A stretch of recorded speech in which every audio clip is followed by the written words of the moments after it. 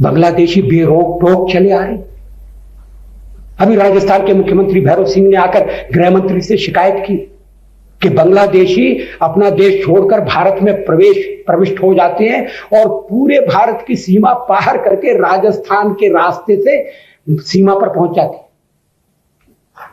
पाकिस्तान उन्हें भी रिक्रूट कर रहा है, उनमें जो जवान हैं उनको ट्रेनिंग कैंप में ले जा रहा है, हथियार दे रहा है और लड़ने के लिए भेज रहा है। मरते हैं तो मरो, मगर वो सीमा पार करके चले कैसे जाते? क्या किसी देश की सीमा इतनी आरक्षित हो सकती है, सुरक्षित हो सकती?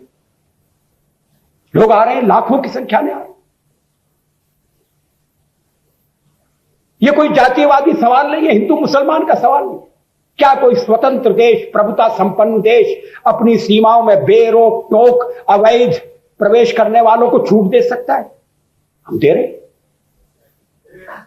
आइडेंटिटी कार्ड देने का प्रस्ताव नहीं माना जा रहा। शेषन साहब इस पर बल दे रहे हैं तो उनके अधिकार कम करने की कोशिश हो रही। दुनिया के और देशों में भी परिचय पत्र होता है, सीमा पर प्रवेश वर्जित होता है। और पंजाब में हमने सीमा की सीलबंदी की और ये पूर्वांचल का झगड़ा तो बरसों से चल रहा है। देश के बंटवारे में हमने सिलट खोया था क्योंकि वहां मुस्लिम आबादी ज्यादा हो गई थी। अभी भी खेल बंद नहीं हुआ है, रोकथाम होनी चाहिए। अमेरिका जाने वाले विद्यार्थी को एक वीजा प्राप्त करने में कितनी कठिनाई होती है मैं जानता हूं। यहां न वीजा न परमिट, सब है भूमि गोपाल की। भारत को धर्मशाला बना दिया। धर्मशाला में भी 3 दिन से ज्यादा नहीं रुक सकते।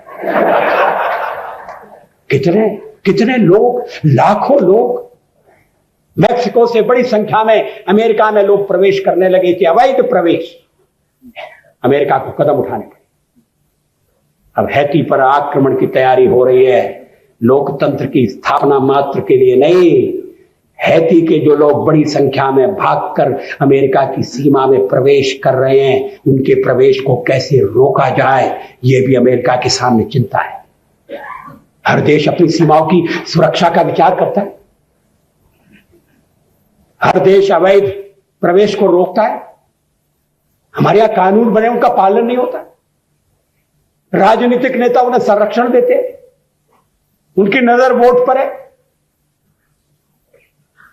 आने वाला चोरी छिपे आता है, वो बांग्लादेश की स्थिति से परेशान होकर नहीं आता। जो शरणार्थी बनकर आते हैं उनकी स्थिति भिन्न है, लेकिन जो जानबूझ कर आते हैं और प्रवेश करते हैं, पहले आए राशन कार्ड प्राप्त करना चाहते हैं, फिर वोटर लिस्ट में नाम लिखाते हैं, एमएलए बन जाते हैं। एक तो आसाम में मिनिस्टर बन गया, जिसकी नागरिकता संदिग्ध थी वो मिनिस्टर हो गया। वसुधैव कुटुंबकम।